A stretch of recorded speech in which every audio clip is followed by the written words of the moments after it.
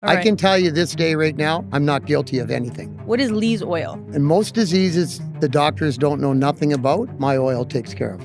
And your oil is a cannabis-based product. It's all cannabinoids. I don't think there's anything wrong with marijuana. I think it's one of the greatest medicines in the world. So talk to us a little bit about regulation. How do you deal with the regulators? Fuck them. So let's talk about the irony of the fact that you are now using cannabis products to save people when you spent 20 years in jail because of marijuana conviction. Welcome back to Who Judges the Judge, the podcast meant to question the way we judge the world around us. And today's guest, I'm so excited about, Lee Whitley. Hey, everybody, back again. Just want to say hi.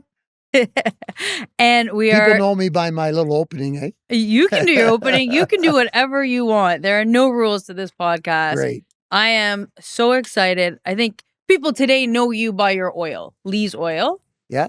And we're going to get into how you started making that. But let's start with, what is that? What is Lee's oil? Lee's oil is a cancer cure. It's an autoimmune cure.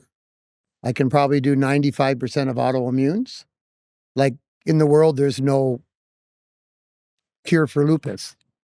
Well, I can show you on my Instagram, I can take care of lupus, and most diseases the doctors don't know nothing about, my oil takes care of. And your oil is a cannabis-based product. It's all cannabinoids. Nothing else but cannabinoids. And how long have you, been distributing this oil in order to help cure people? 8 years, a little over 8 years. How'd you get into it? Well, I did it many years ago when I used to sell pot. I went to jail for a while for marijuana. Oh, yeah, we're going to get there. Okay, but anyways, I went to jail for marijuana, and I don't think there's anything wrong with marijuana. I think it's one of the greatest medicines in the world. And when people learn about it, from 1850 to 1936, the only drug they ever used to cure us was marijuana. And 1936 is when Big Pharma came in, So it was like, what are you doing? Well, I'm going to cure cancer. Then when my brother got cancer, unfortunately, I didn't figure it out when he was here at Christmas, and he died in February. But I should have, because he kept rubbing my mom's knee going, I love you, I love you, I love you. But we didn't know he was full of cancer. And his wife didn't tell us. Nobody told us.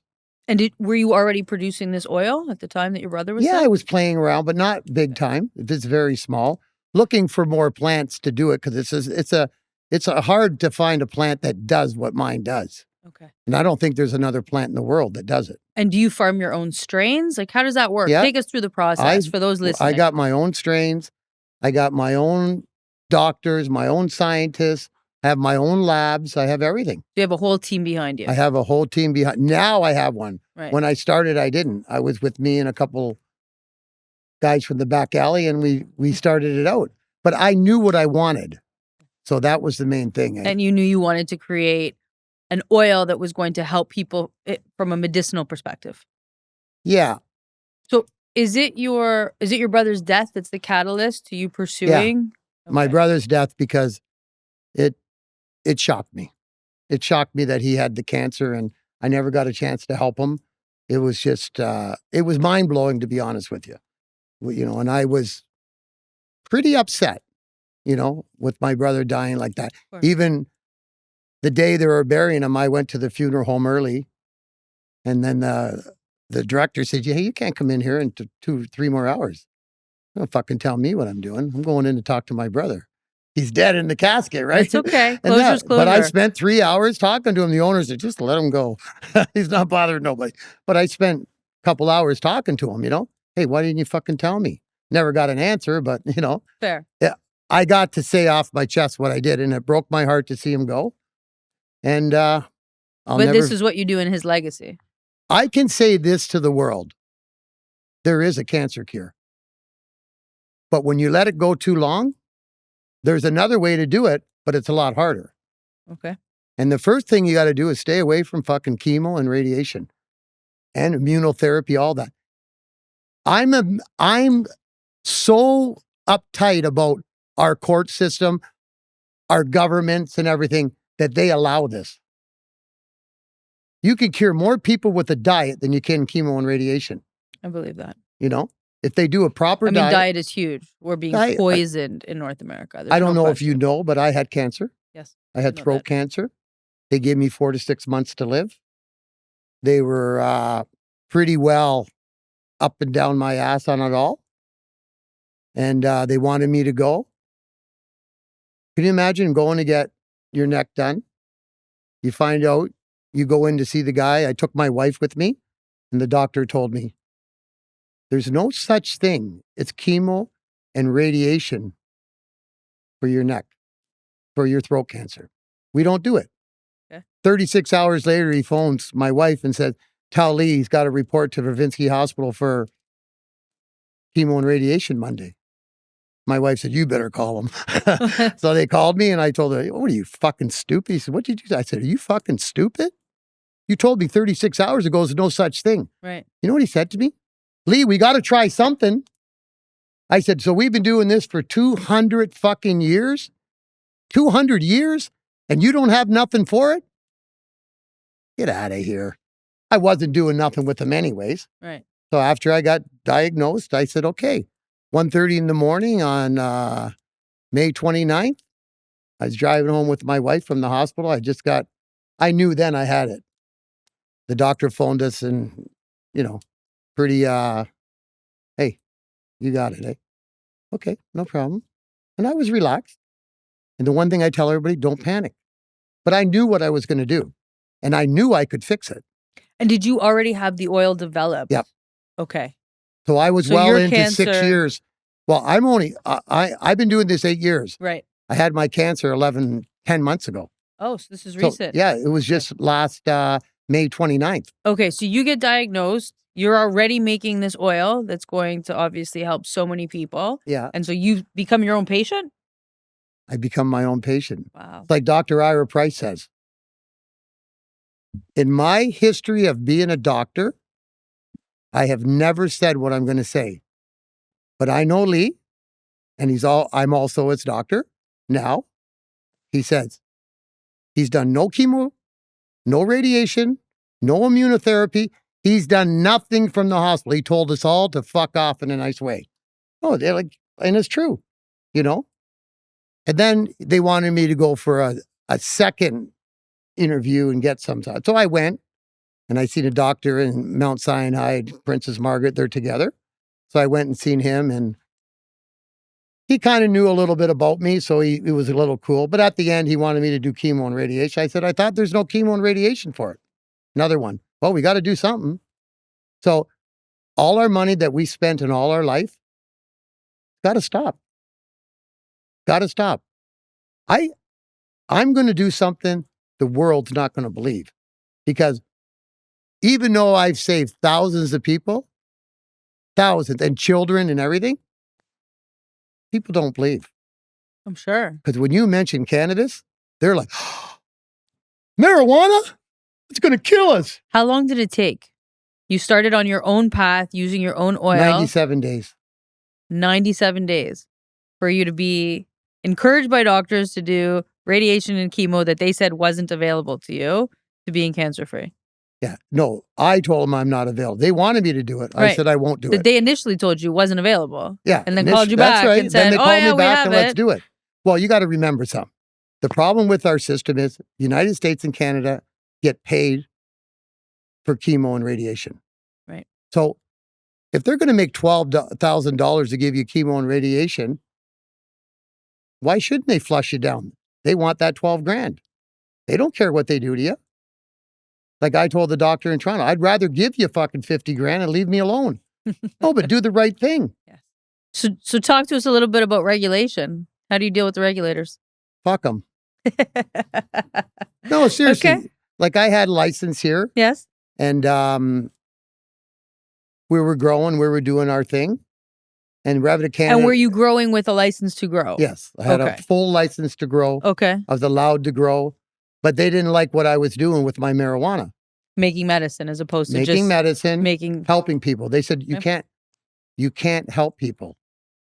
I said, well, you're not telling me what I can do because I'm helping people. So let's talk about the irony of the fact that you are now using cannabis products to save people when you spent 20 years in jail because of marijuana convictions. Yeah. And only marijuana. Only marijuana. Tell us about that.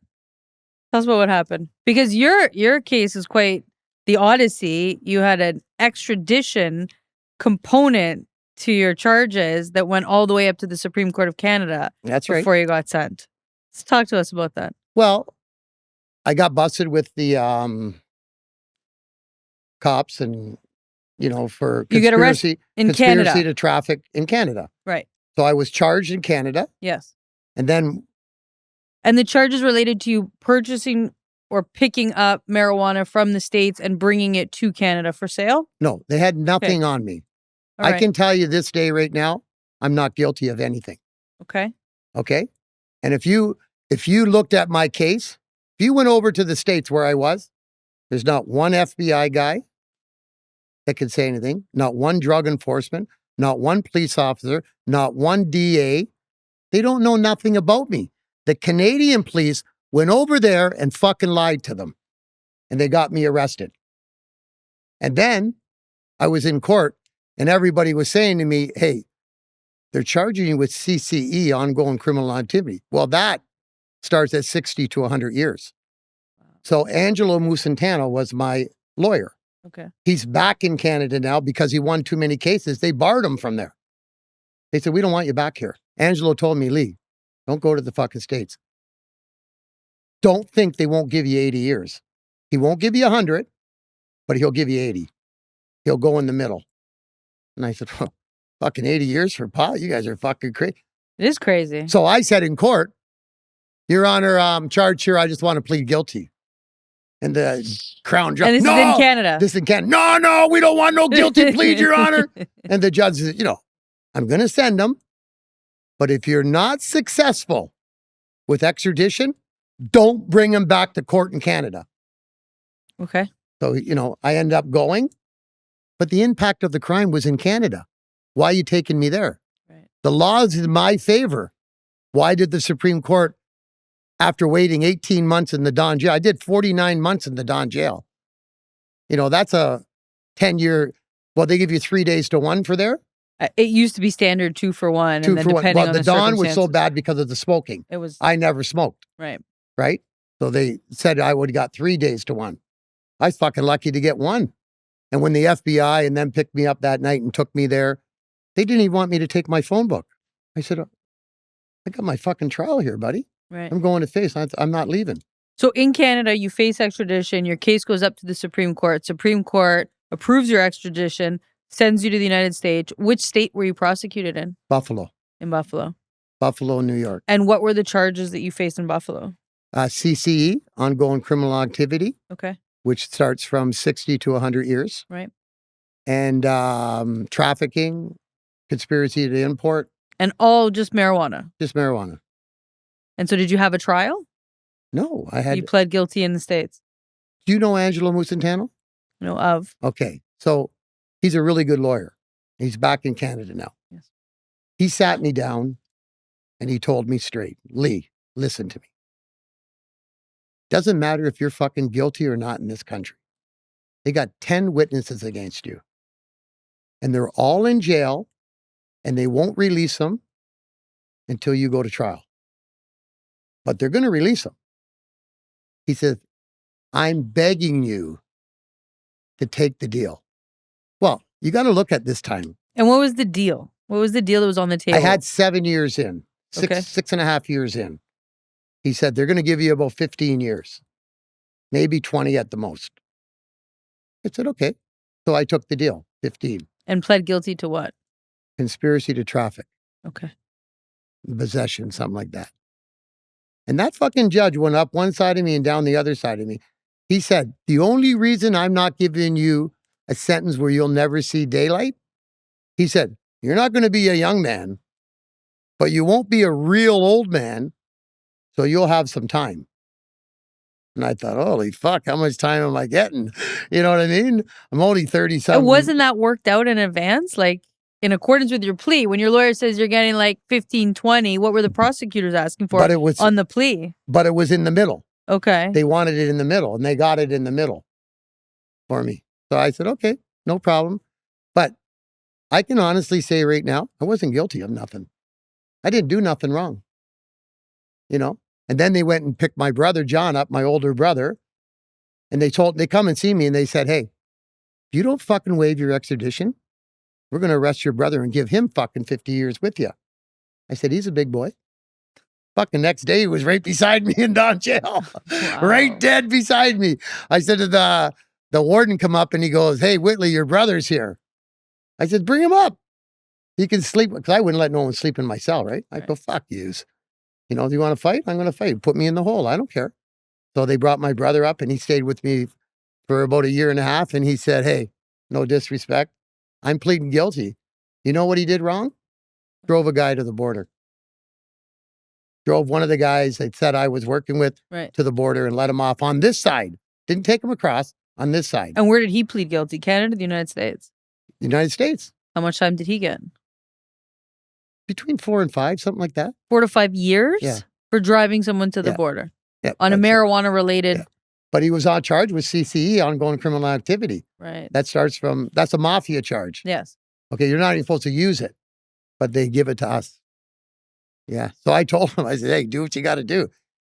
He was there, finished his time, got a prisoner exchange, got back to Canada, and come to visit me in the Don. Before you even made it to the States? Before I made it to court. You know, it was just a shit show. And what's it like, 20 years in the States? In prison? What's their prison system like versus ours?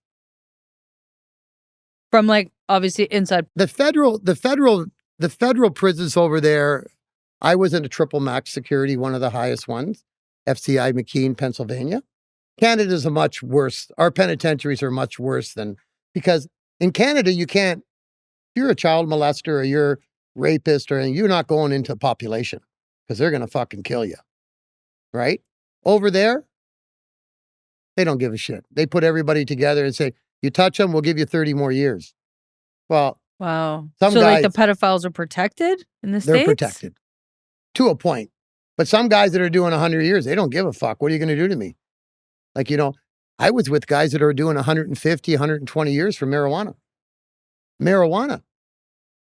Like, I can't get a prisoner exchange. Unbelievable. For something that's legal, for a plant that's not only legal and being distributed by the government itself, being taxed by the government from every single angle, but something that you know is actually healing and curing people. They wanted me to sign a statement that they made up. Like they invented a statement? They invented a statement. Okay. They said, read it good, study it, take a copy with you. And if you testify against these guys, we'll drop all charges on you. Then it was, they come and see me in the jail. They said, look it, we'll give you a home in Florida. We'll pay you and get you a new car. And I said, what do you want me to do? You give me that because I'm a good guy? They said, no, we want you to fucking testify. I said, well, I'm not doing that. So that's what they were prepared to do for you to testify against someone. You know what I did? I did an affidavit with Dean Biquette and said, if anything happens to me in prison, the Papillia family had nothing to do with it. And they didn't. Right. They had nothing to do with it. You know what the FBI and them said to me? Don't worry, they've done lots wrong. It's about time we locked them up. Wow. But see, they wanted them over there. Right. Don't forget, Johnny Papillia was the French connection. You know, they wanted him. I said, I'm not fucking rat. But the last guy that ratted on Johnny Papillia, the day Johnny got out of jail, they cut his throat in fucking Florida. Oh, you're hidden all right. Shit, right at his doorstep. Right. You know?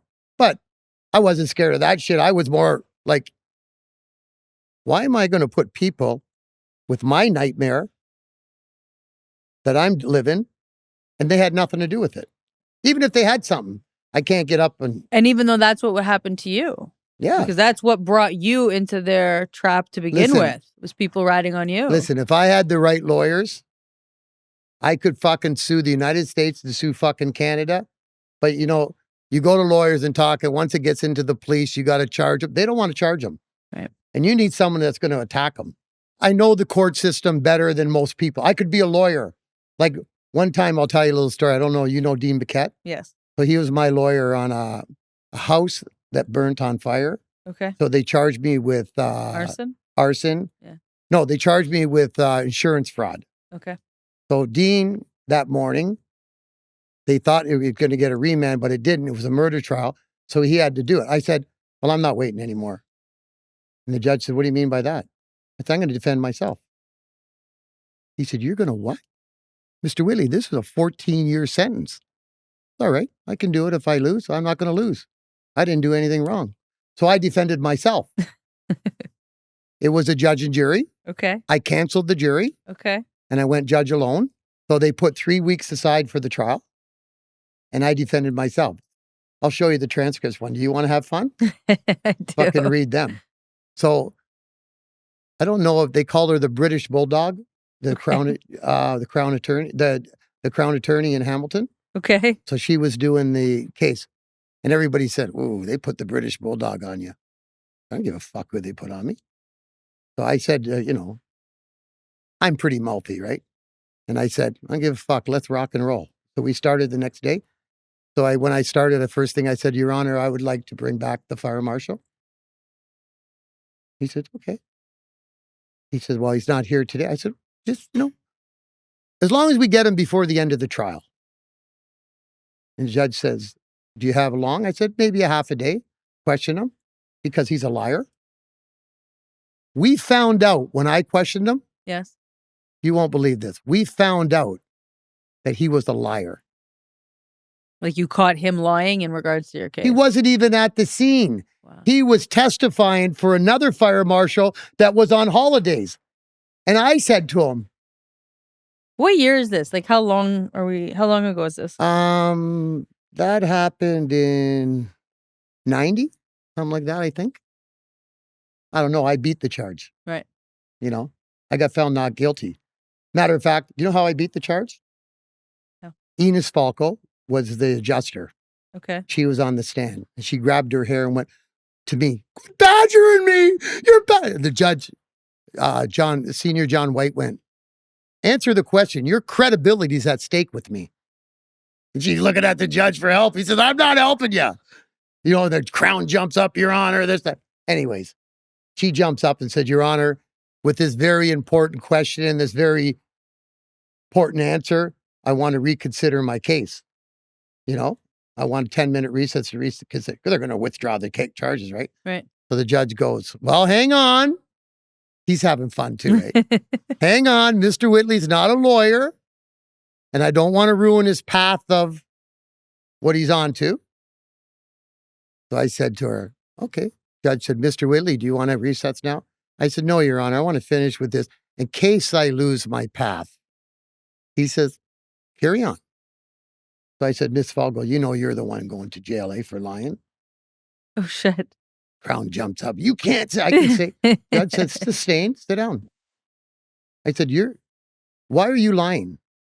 Then I went to the police. I said, because of that officer? I said, Miss Falco, let me ask you something. Did you talk to anybody about my case? She wouldn't answer. I said, something wrong with your tongue? You don't want to answer? I said, did you meet the fire marshal and sit at Tim Hortons? She's looking at me and I said, yeah, here's the paper. But what happened was, I didn't tell you this part. When I decided to defend myself, the judge said, give Mr. Whitley the packet. So you got all your disclosure. So I got the full disclosure and I went home and read it. Right. So the night I took it, this is wild.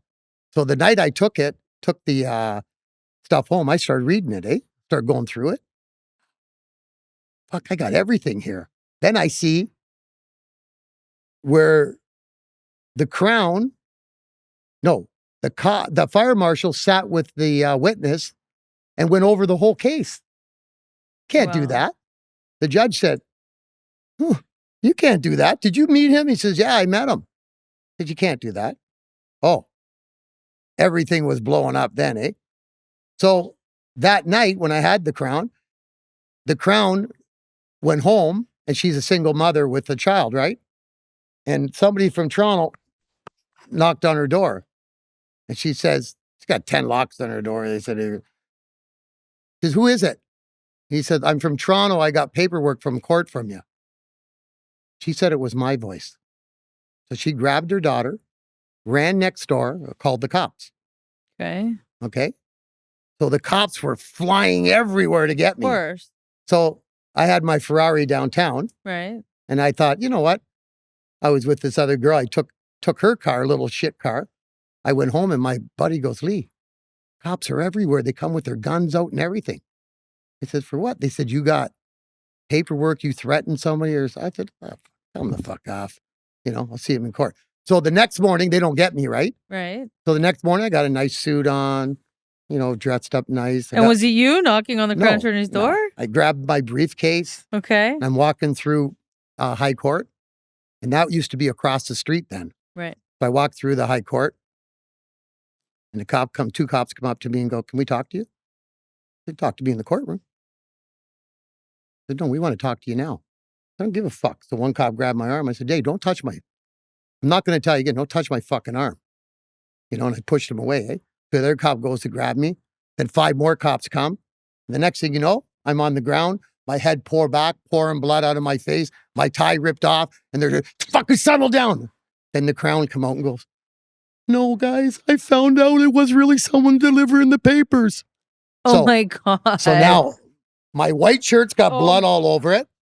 And you know me, my nose is bleeding, but I'm going like this, putting it all over me, right? And then they said, go in and wash yourself before you go into court. I said, fuck that. I'm going to court like this. So the judge walked in and took one look at me and said, what's going on here? Right. And he says, the Crown stood up, Your Honor, and want to explain. He said, sit down. Mr. Whitley, you stand up and tell me what happened. So I told him how they jumped me and this and that, right? My clothes are ripped, my suit's ripped, everything, eh? And he goes, okay, I'm going to tell this courtroom right now, if anybody wants to say a word to Mr. Whitley, you come in this courtroom and say it. Don't talk to him again unless he does a crime out there. Don't go near him again. Right. So the case went on. I ended up winning it because they're all fucking liars, right? That's why. But I ended up winning the case, and I told the cop, why don't you come on the fuck outside now? The case is over. Why don't you come on and grab me now? Me and you. Take your fucking gun off, be a man, and come on out and let me punch your fucking face in. Lee, I'm sorry. Sorry for what? There's 80 of yous on me. Right. Don't give me and that's right in the court where hey, Monday morning, everything was blowing up that day. Crazy. It was crazy. It's all in the record books too, eh? Oh, I have no doubt. I was furious that day, right? But I ended up beating the case. They were lying. And the judge said, how I beat the case was there was a dresser drawer. Remember the olden houses, they put the wooden drawers in? They were like 3 feet wide, 2 feet deep, and 3 feet deep. Okay. Well, you could put a lot of clothes in there. Right. And they said that they didn't see the clothes. And the judge went, is this what this is over? You didn't see the clothes he said he had? And she says, yes, Your Honor, because he's claiming too much. Over T-shirts and ties. So I went to the house when they said that because the house wasn't fixed yet. The one that had burned on fire. Yeah, my house. Yeah. But I was out of it, right? Right. Because it was burnt It was out. burnt. So they had the house locked. So I went in and took this drawer out, took it off, and went and filled it up full of clothes. So she said she's seen no ties. But in the case they didn't check the drawers. What was in the drawers? She said, I don't know. I didn't look. I said, so you didn't look at all them drawers? There's like 10 of them.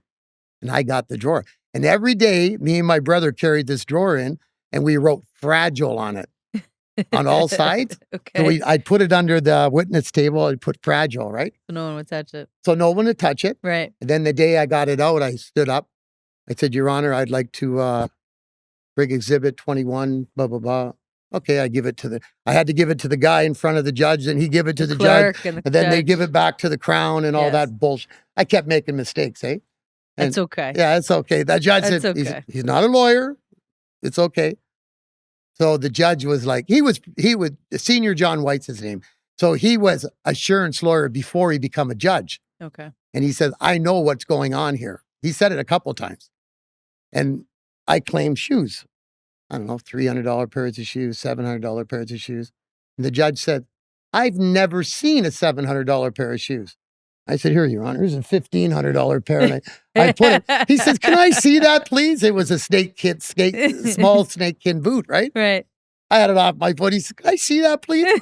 He said, well, now I can say I've seen a $1,500 pair of shoes. And he gave it back to me. I put it on, right? And so I said to Miss Falgo, this was the best one, how I got her really crazy. The night before, I got all the stuff for the case.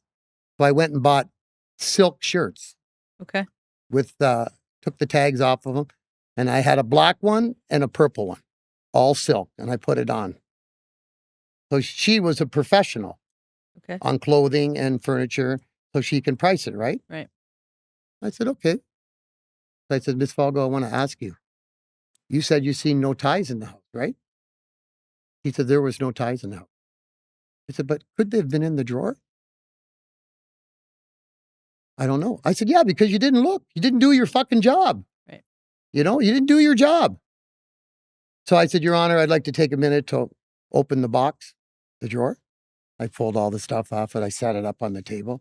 I said, Miss Falgo, as you know, I don't have education. Okay. I'm not a smart guy, but I can count. You see no ties? How many ties did I claim?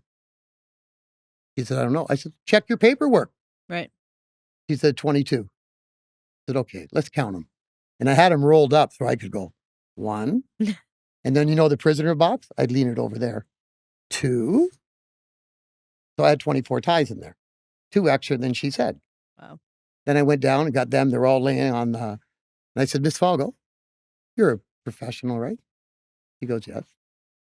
I picked the silk shirt up. I said, here. And it said Arrow on it, right?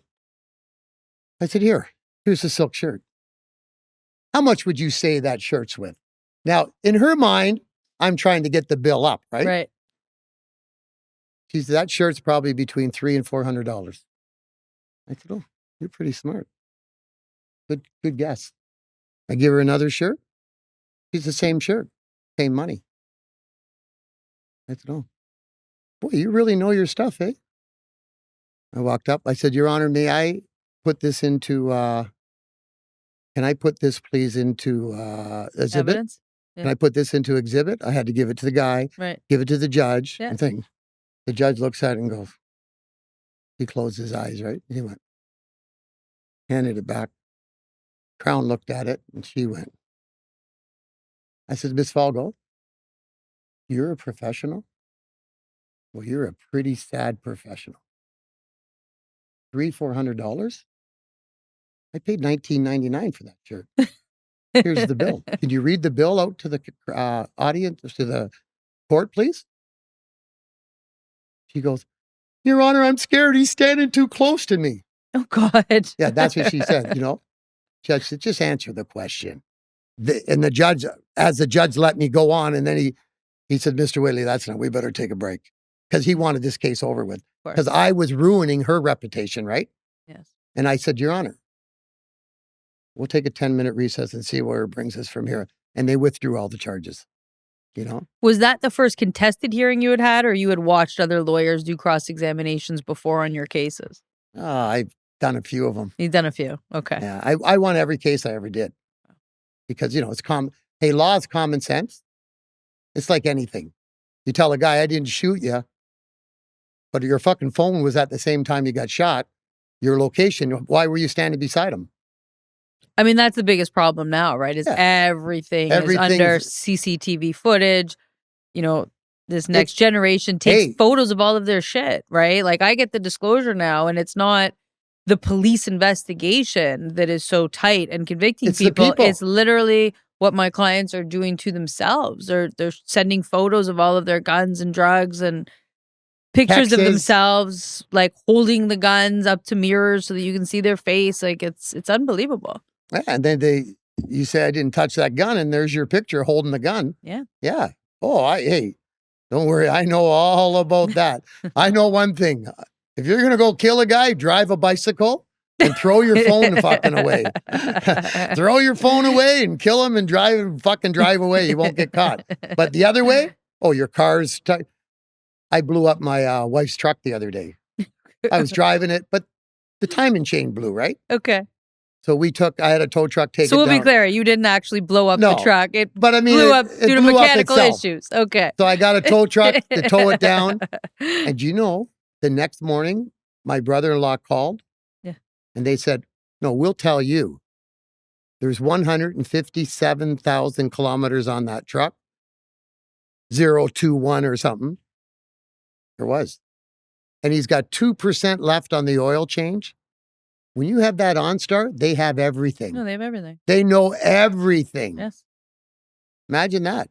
Rental cars now are tracking people's GPS coordinates to where you go, even if you're not using the navigation system, because all of the rental companies want to know where their cars are. So there's now GPS tracking built into rental cars. So I seen it on CNN. There was a lady in the States that got, they changed her insurance because they caught her.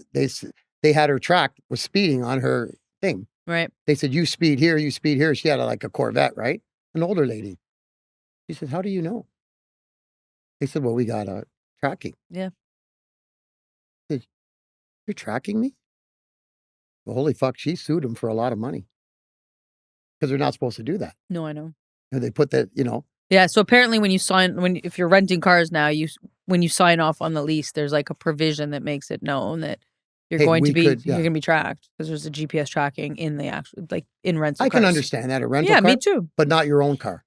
Well, that the police need a warrant for, at least in Canada. But if they don't have a warrant, it's not true. You know, you can't bring it up if you don't have a warrant.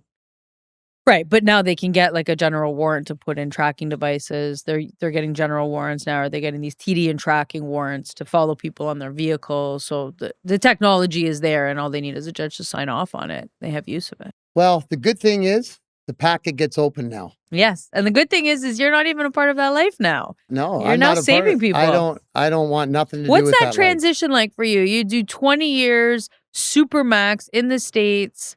You know, that's your life, and you do it well, right? You do your time well when you come out.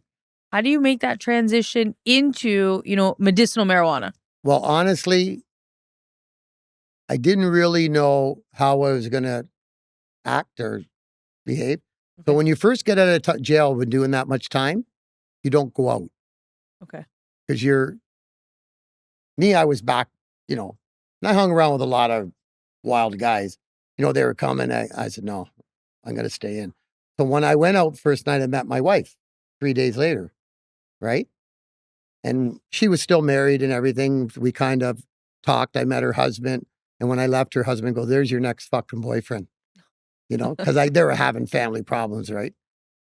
So that's probably what straightened me out too. He had 2 little kids and they robbed me from raising my daughter.